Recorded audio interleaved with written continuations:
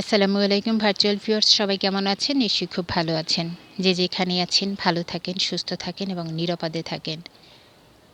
এই শুভকামনা নিয়ে আজকে আমি আমার ছাদ বাগানের তৃতীয় পর্ব শুরু করেছি।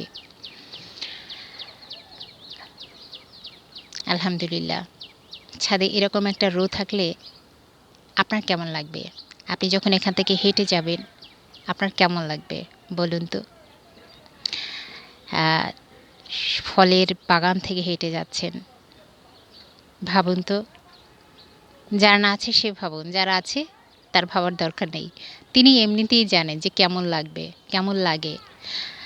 এবং যার ছাদ বাগান আছে আমি বলব ভিডিও বানান। সেটার জন্য খুব ভিউজ পেতে হবে, এই পেতে হবে, সেই পেতে হবে। নো ম্যাটার হোয়াট যে আপনি কি করছেন, অন্যে কি ভাবছে। আমি যেটা করছি এটা ভালো লাগা থেকে করছি, ভালোবাসা থেকে করছি।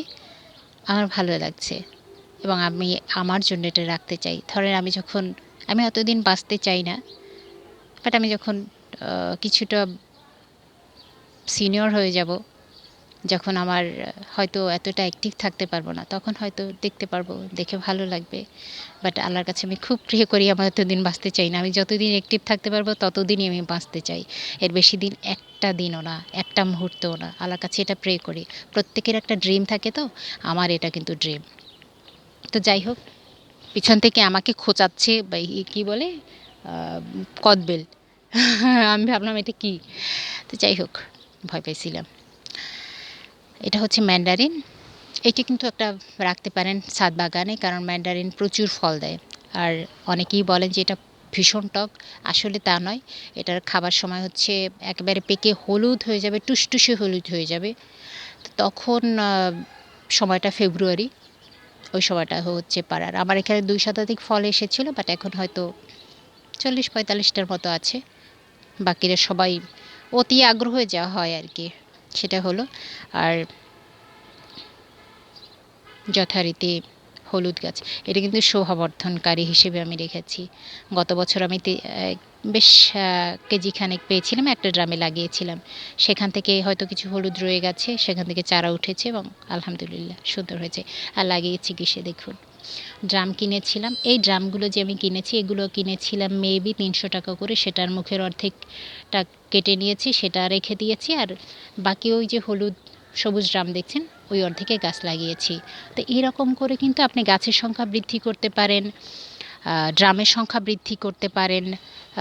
এটা এমন না যে খুব মানে কঠিন কিছু।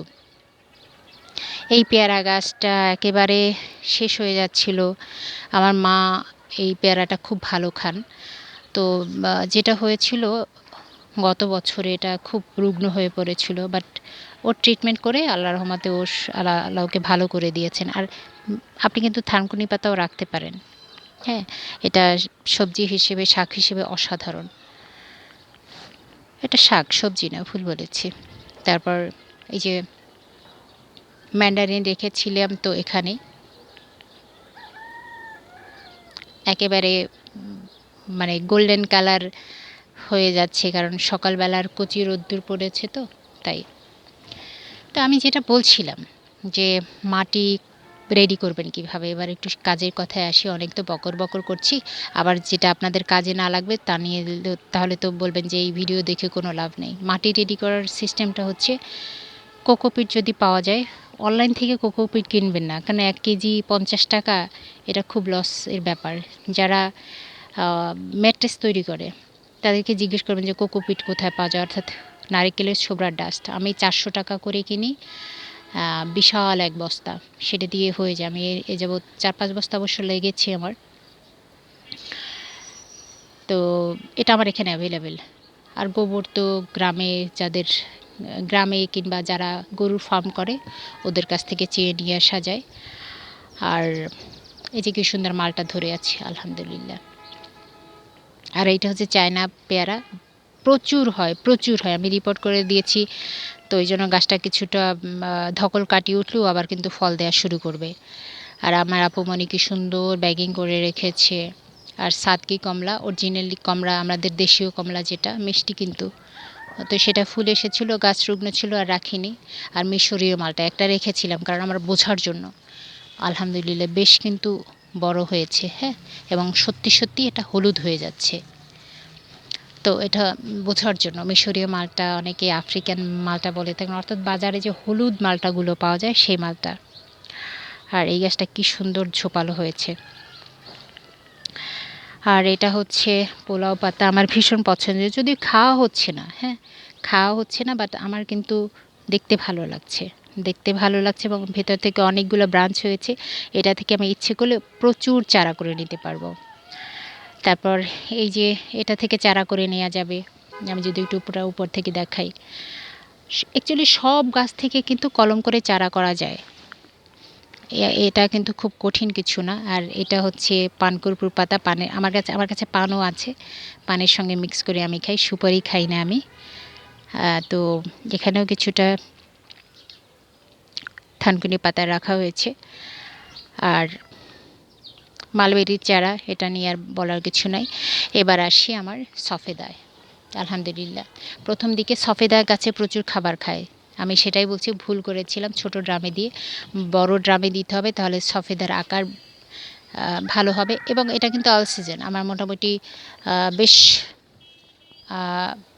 ফুল এসেছিল গাছ ভর্তি, কিন্তু টেকেনি, ঝরে পড়েছে। তো এই যে দেখুন, এটা হয়তো টিকে যেতেও পারে, আল্লাহ ভালো জানেন। তো সফেদা গাছে একটু ভেজা স্যাঁতস্যাঁতে থাকতে হয় গাছটা, গাছের গোড়াটা আর কি। এই যে আলহামদুলিল্লাহ আসছে সফেদা, এই যে। তো এখন যেহেতু শীতকাল, মূলত এই সময় সফেদা চলে আসার কথা। আর এইটা আমার দেশি ডেলাম, এটা আমাকে খুব শান্তি দিয়েছে, প্রচুর হয়, বাট এটা স্বাদ একটু কষ লাগে। লতিরাজ কচু, বাজার থেকে যে কচু লতি কিনেছি, সেখান থেকে জাস্ট মাথার অংশটুকু মাটিতে লাগিয়ে দিয়েছি, হয়ে গেছে। গাছ করা কঠিন কিছু না, আমি আবারও বলছি।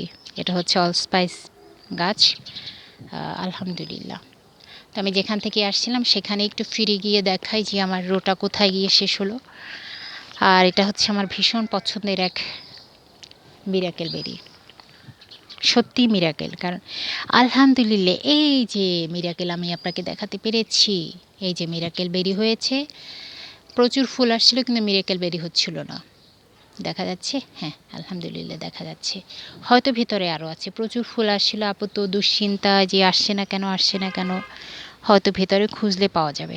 আলহামদুলিল্লাহ, এটাকে একেবারে যত্ন সহকারে রাখতে হবে। আর একটা জিনিস দেখুন, আমি ফুলের চা খাই, সকালবেলা আজকে ফুলের চা খেয়েছি, এত ভালো লাগে। এবং এই ফুলের চাটা অল্প পরিমাণে দিয়ে করবেন, সাথে একটু লেবুর রস দেবেন, ঠিক এই যে বোটার কালার, ওই কালারটা চলে আসবে।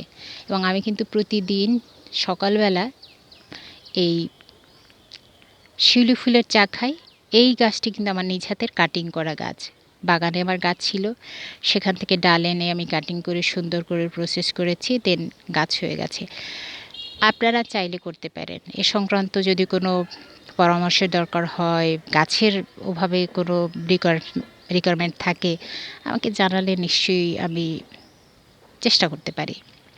এবং সত্যিকার অর্থে গাছ এত ভালোবাসি, এত ভালোবাসি যে এটা নিয়ে আসলে বলার তেমন কিছুই নাই।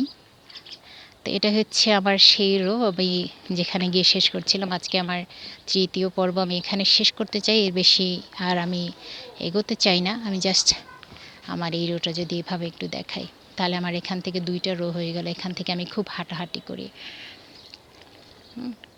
যে এটা কার না ভালো লাগে, এই যে সবুজের সমারোহ দেখতে। আপনার ছাদে যদি এটা থাকে, এর চেয়ে ভালো লাগার আর ভালোবাসার দৃশ্য আর কিছু হতে পারে না। তো থ্যাংক ইউ, আজকে এ পর্যন্তই। চতুর্থ পর্বের জন্য আপনাদের আবার অগ্রিম শুভেচ্ছা জানাচ্ছি, যাতে করে আমি সেটা আপনাদের জন্য করে দেখাতে পারি। ফুলের শুভেচ্ছা, ভালোবাসা অবিরাম।